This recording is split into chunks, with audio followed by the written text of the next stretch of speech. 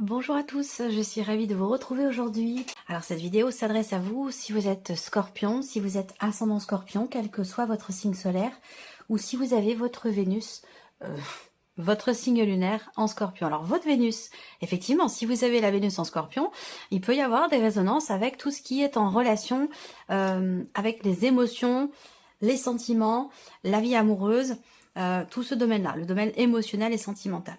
Alors, commençons par la tendance. Le monde et le 8 d'épée. Ah, c'est étonnant ça, comme énergie.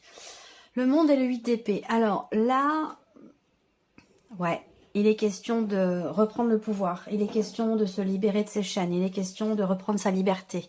L'énergie va vous amener dans ce sens. Dans l'idée, effectivement, de vous sentir libéré, libre, de vous sentir accompli. Là, j'ai l'impression que quelque chose qui vous ralentit aujourd'hui et qui a un rapport bien sûr avec le passé. Là, il est question de reprendre le pouvoir, de reprendre confiance en soi, reprendre le pouvoir, reprendre confiance en soi, retrouver un état d'esprit positif et puis se dire, ben en fait si, je suis capable, je suis capable de, je peux faire ou réaliser ce que je veux mettre en place. C'est vraiment ça. C'est ce que je ressens fortement. Donc on va voir par rapport à... On va voir ce qui se passe. Alors, émotionnel et sentimental. Pour vous les scorpions, le serpent, la tour. Ouais, on rumine, on cogite.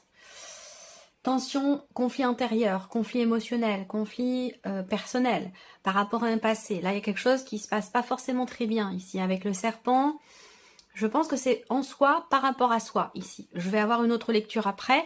Mais là, au niveau émotionnel et au niveau de la vie sentimentale, avec le serpent, il y a quelque chose qui est compliqué. Je ris parce que l'expression qui m'est venue, c'est on se fait des nœuds au cerveau. Vous voyez, quelque chose comme ça. On rumine trop, peut-être, quelque chose. Eh bien, c'est une forme de déni, quelque part, ou quelque chose qui n'est pas accepté. On va venir vous titiller sur ce domaine-là, sur ce point-là. Vous faire travailler sur quelque chose que vous refusez d'accepter ou vous refusez de comprendre peut-être aussi, hein, c'est possible. Dans l'optique toujours de s'accomplir soi ou de se libérer de quelque chose. Et je pense que là, ça a un rapport direct avec effectivement quelque chose qui est investi émotionnellement, c'est un rapport avec votre passé sentimental. Là, on voit que pour certains d'entre vous, il est ou il a été question d'une procédure, d'un divorce, d'une séparation, d'une relation qui s'est pas bien passée ou qui s'est pas bien terminée. Ça a été très compliqué. Peut-être que vous êtes encore dans ces énergies-là et que vous pensez, vous croyez, ce n'est pas forcément une réalité, ne pas être capable de vous défaire de cette énergie, de vous en sortir et de passer à autre chose. Pour moi, c'est une perception. Hein. C'est une perception, c'est pas une réalité. Donc là, voilà, c'est compliqué, on réfléchit, on a du mal quand même ici à prendre de la hauteur, à prendre du recul par rapport à une situation qui crée un conflit intérieur, un conflit personnel, une dualité, une contradiction, ça peut être tout ça ici. Hein. Le serpent, c'est aussi... C'est l'énergie quelque part, le serpent de la malhonnêteté, mais la malhonnêteté vient pas toujours de l'extérieur. On peut aussi ne pas forcément toujours être au clair avec soi-même, être honnête avec soi-même, et c'est pour ça qu'on a peut-être ici quelque chose qui va venir vous faire travailler sur une forme de déni ici, dans quelque chose qui est vécu ou dans quelque chose qui est ressenti. Donc c'est pas tant forcément tout négatif, tout positif, c'est juste que là, c'est un mois où il y a vraiment effectivement quelque chose qui est travaillé, où on voit qu'il y a une difficulté ici. Ça peut être une solitude, là. L'autre lecture que je peux avoir, c'est qu'avec la tour, on va parler de célibat, ou on va parler de solitude. Et ça, on voit que là, c'est quelque chose qui n'est pas forcément très très bien vécu ici. Est-ce qu'il n'y a pas l'idée de se dire ici, bah finalement, je veux pas rester seule. Je veux pas être seule. Et je préfère être dans une relation qui peut être basée uniquement sur le charnel, uniquement sur sur ce côté-là, sans pour autant que ce soit constructif. C'est pas grave, je m'en fiche, je préfère ça plutôt que d'être tout seul ou toute seule. Et j'ai l'impression que c'est quelque chose de cet ordre-là ici. Pour certains ou certaines d'entre vous, on regarde avec le tarot. Le 2 de bâton. Là, on voit qu'il y a une complication, une complexité, quelque chose qui vous contrarie, qui est compliqué à vivre ou à gérer et qui vous empêche quelque part, dans une certaine mesure, de vous projeter. de vous projeter dans un après, de vous projeter dans autre chose, de vous projeter tout court. J'ai l'impression que vous êtes plus tourné vers le passé finalement que vers l'avenir, ou simplement à vous concentrer sur ce qui se passe en vous, ou actuellement, ou ce qui se passe dans votre vie, que ce soit émotionnel, dans les ressentis, ou que ce soit vraiment dans ce qui est vécu sur la vie sentimentale. Le 2 de bâton, c'est aussi l'idée d'être dans l'attente ici. Avec le 2 de bâton, en général, on attend. Ça peut être aussi quelque part une forme de passivité ici. On attend, mais il y a quand même des décisions à prendre. Il est temps d'entrer en action, de prendre des décisions par rapport à ce qui vous blesse, qui vous contrarie, par rapport à quelque chose ou quelqu'un qui vous a déçu. Avec le 2 de bâton, en général, c'est qu'il est temps de penser à l'action. Il est temps d'agir. C'est plus le moment trop de la réflexion, mais plutôt c'est le moment de l'action, c'est le moment de prendre des décisions pour prendre une nouvelle direction, pour quelque chose de nouveau, et d'entrer véritablement en action. Le 3 de coupe, bon, bah il y a quand même ici des festivités, il y a quand même des choses qui sont fêtées, il y a quand même ici un entourage qui est présent avec le 3 de coupe, hein. Ça peut être les amis, ça peut être la famille, ça peut être, voilà, il y a quand même ici peut-être une date importante, un événement important, il y a quelque chose ici qui est fêté, il y a quand même une certaine légèreté, et peut-être trop, j'allais dire, peut-être que c'est ça aussi, hein, pour certains ou certaines d'entre vous, où on est dans la légèreté, pour ne pas être seul, pour ne pas se sentir seul. Donc ça, c'est quelque chose, je pense, qui va être effectivement réfléchi, travaillé, remis en question. Même si à certains moments, on n'a pas envie d'y penser à tout ça. On a simplement envie de s'amuser, de prendre du bon temps, sans se poser de questions, sans planifier. Sauf que là, il y a quand même quelque chose qui va vous amener à vous poser des questions par rapport à ça. Parce que finalement, cette situation ici, j'ai l'impression que c'est quand même quelque chose qui n'est pas forcément choisi, voulu, véritablement. Ou en tout cas épanouissant. Et on a le 9 de bâton, effectivement, là, voyez, il y a des choses à faire, il y a des actions à entreprendre pour sortir de ce cycle, de ce cercle infernal, de cette énergie, de cette situation ici. Il y a des actions à entreprendre pour se sentir bien et pour se sentir mieux. Parce qu'on voit qu'ici, dans un conflit intérieur personnel ou dans le fait d'être simplement axé sur le côté charnel d'une relation, pour ne pas être seul, eh bien ici, avec le 9 de bâton, bah, on voit que ça puise quand même dans vos énergies. Là, je sais pas, j'ai comme l'impression ce que je ressens, c'est quelqu'un qui se donne à 200%, ou même à 100%, ou même à 50%. Après tout, c'est pas trop l'intensité avec laquelle on se donne, mais j'ai l'impression que là, je sens de l'énergie qui est gaspillée quelque part, un petit peu, quelque chose comme ça. Alors, bon, de toute façon, cette partie-là sera développée, hein. Alors, c'est intéressant parce que le 9 de bâton, c'est quand même l'idée d'avoir besoin de se préserver, de se protéger, de protéger quelque chose, de se préserver soi-même pour être bien, pour se sentir mieux.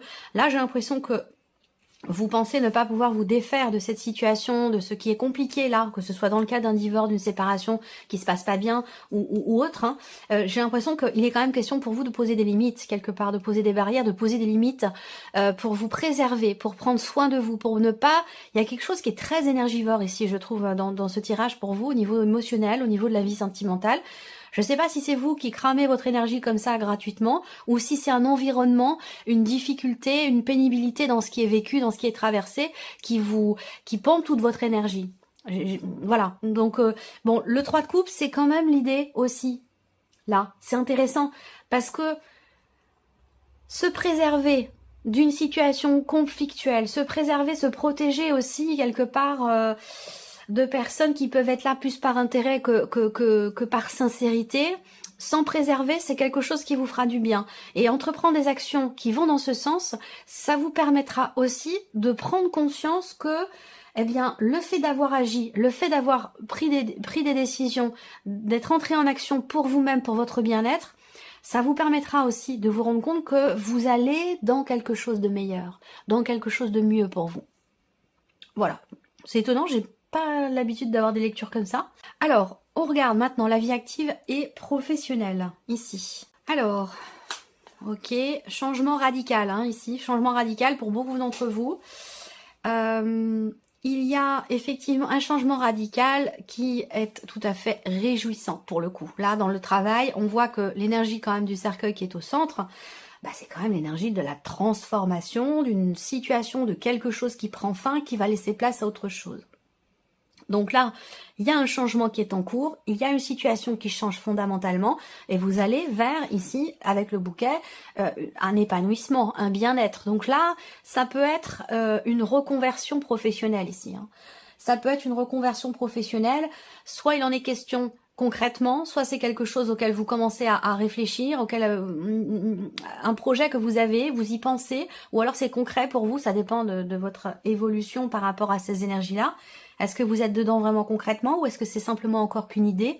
Mais en tout cas, là, effectivement, on peut parler de reconversion professionnelle, d'un changement radical au niveau de la sphère professionnelle. Et c'est un changement ici qui est tout à fait bénéfique pour vous, hein, qui est tout à fait positif. On a derrière la carte du bouquet.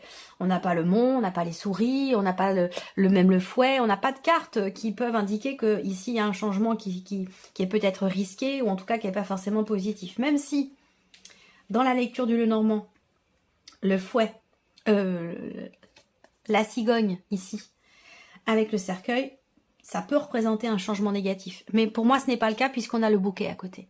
Donc pour moi, j'ai un changement qui est positif, un changement qui peut être surprenant, une reconversion, comme je vous l'ai dit, une reconversion professionnelle. Mais pour moi, voilà, c'est ce bouquet hein, qui est important. C'est ce bouquet qui est important qui m'indique bien que ce changement n'est pas négatif. Bien au contraire. Il est bénéfique, il est positif pour vous. Donc il y a quelque chose, il y a une situation qui s'améliore. Il y a une évolution, une progression, un changement qui permet l'amélioration de quelque chose de particulier dans votre sphère professionnelle. Alors, on continue. Alors, avec le tarot, ben oui, le 10 de bâton.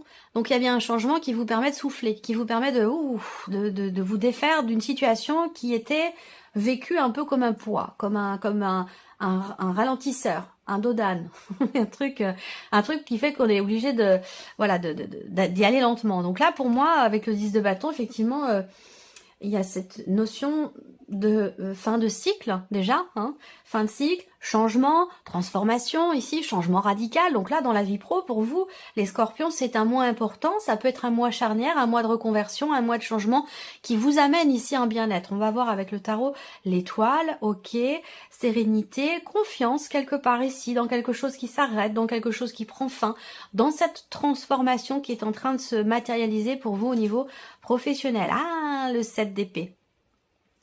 Ok, 7 d'épée, 8 d'épée, je pense que c'est un rapport avec l'idée de reprendre sa liberté, comme je vous l'ai dit, de reprendre les choses en main, prendre sa vie en main, croire en soi, avoir confiance en soi dans quelque chose qui est en train de changer. Et il y a quand même ici l'énergie de l'étoile, mais accompagné ici du 7 d'épée, il peut y avoir à certains moments une fragilité dans cette notion de confiance. Confiance en l'avenir ou confiance en soi, dans ce que l'on est en train d'entreprendre par rapport à des projets. Là, on voit bien qu'il y a un projet ou un changement qui vous permettrait de souffler un peu, de vous libérer d'un poids, de quelque chose qui a été vécu difficilement. Mais en même temps, ici, il y a parfois le 7 d'épée, encore une fois, ça rejoint ce que j'ai dit tout à l'heure par rapport aux énergies principales. Je l'aime pas trop cette carte-là, hein, elle est mi-figue, mi-raisin. C'est la fuite en avant, c'est le manque d'honnêteté, c'est l'énergie de quelqu'un qui n'est pas prêt ou qui ne veut pas ou qui ne peut pas assumer une situation. Donc on préfère prendre la fuite plutôt que de regarder les choses en face et d'assumer. Et donc là, voilà, il y a quelque chose de cet ordre-là qui fait que la confiance, elle vacille à certains moments. Donc peut-être que là, il y a une appréhension à se dire, mais bon, ça va pas me plaire. Voyez, dans ce qui est en train de changer, il y a peut-être de la mauvaise foi, là. Il y a peut-être alors, je ne juge pas, hein, bien entendu. Je le précise quand même parce que je pourrais avoir des commentaires qui me disent... Ah, bon, je précise quand même que je ne juge pas. Je suis un être humain comme vous. J'ai vécu comme vous. J'ai fait des erreurs comme vous. J'en ai appris certaines leçons également comme vous. Donc, je suis personne pour me permettre de juger. Mais c'est vraiment l'énergie que je ressens là. C'est vraiment l'énergie que je ressens là. Soit c'est un manque de confiance, soit c'est de la mauvaise foi, mais il y a vraiment ici l'idée ça me parle de pouvoir libérateur, ça me parle d'assumer quelque chose, peut-être qui est en train de changer, et d'avoir confiance en ce qui s'arrête, en ce qui est en train de changer. Le cercueil, c'est mort et renaissance. Vous voyez, là, on a un cercueil donc qui peut indiquer évidemment, on parle de mort symbolique, on est dans la sphère professionnelle, je ne vais pas vous parler de décès. Donc on parle de fin, de quelque chose qui s'arrête. Mais vous voyez, il y a tout un halo ici, lumineux. Vous avez ici vous voyez, donc il y a quelque chose qui sort, qui jaillit, qui naît de cette fin ici. Et c'est en ça que vous avez ou que vous pouvez avoir confiance ici. L'étoile, c'est faire confiance en sa bonne étoile, en ce que l'univers vous prépare.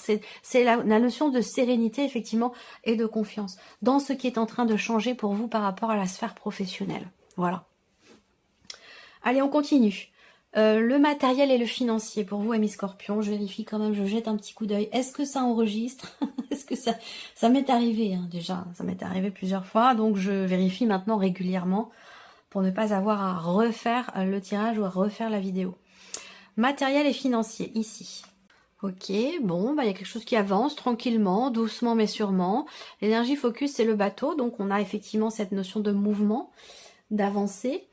On va parler aussi de choses... là, on parle d'une vieille voiture, hein, d'une voiture assez ancienne. Alors, est-ce que certains d'entre vous pensent ou réfléchissent à l'idée, éventuellement, peut-être de changer de voiture, changer de renouveler, peut-être je parlerai pas de réparation, mais plutôt l'idée qu'effectivement, là, il y a une réflexion hein, par rapport à la voiture qui est ancienne. Ou alors, c'est une réflexion concernant des allers-retours, concernant un moyen de locomotion. Voilà, donc... Des réflexions peut-être ici sur des allers-retours, un moyen de locomotion, du covoiturage. On réfléchit à comment faire concernant un voyage, concernant la notion de déplacement dans votre vie qui évidemment a un coût. C'est pour ça que ça ressort sur l'aspect matériel et financier où bah là peut-être que voilà vous réfléchissez à certaines choses. On va pas parler d'action à proprement parler, mais il y a quand même ici une réflexion. Alors, blocage, mais encore une fois, et ça rejoint ce que j'ai dit tout à l'heure, le pendu, c'est une énergie qui vous invite à voir le problème ou le blocage en question d'une autre manière, sous un autre angle, d'une façon différente ici. Donc effectivement, on parle bien ici de faire appel finalement à sa raison. Il y a l'idée d'une certaine sagesse dans ce qui est peut-être décidé, ou en tout cas, surtout dans ce qui est réfléchi. Je pense que là, on est plus dans la réflexion.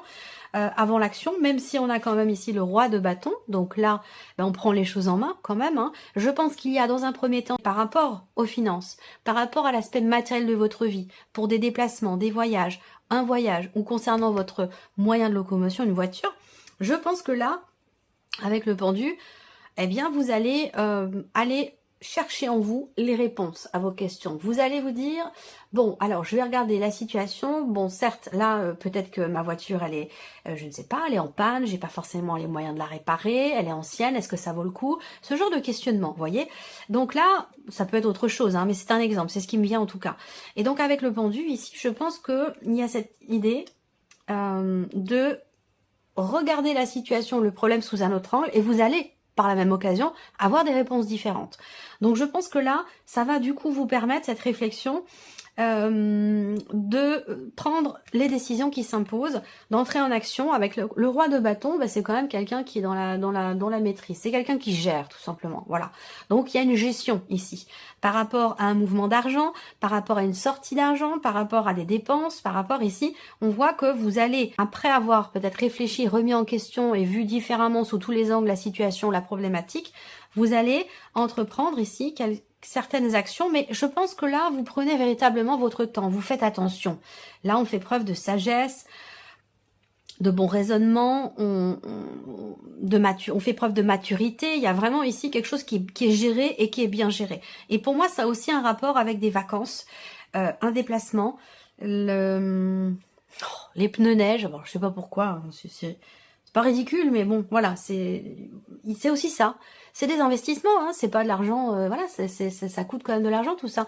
Donc voilà, on réfléchit. Comment on organise les choses, comment je peux faire au mieux, et c'est là que le pendu intervient pour voir les choses sous tous les angles. Comment je peux faire au mieux pour m'organiser, faire en sorte que finalement je puisse gérer le plus intelligemment possible mon budget, mes finances, les rentrées et les sorties d'argent. Voilà. Donc peut-être que c'est un rapport avec des vacances, avec un voyage ou quelque chose comme ça. Allez, on termine pour vous les scorpions avec la surprise et l'inattendu. Qu'est-ce qui pourrait se produire de surprenant ou d'inattendu pour vous, amis scorpions? Alors déjà, ça peut concerner la famille, le foyer, un lieu de vie, votre maison, Cette surprise ou cet inattendu peut aussi vous concerner vous par rapport à vous-même. Voyage, ici. On parle de déplacement, de l'étranger, d'une autre région.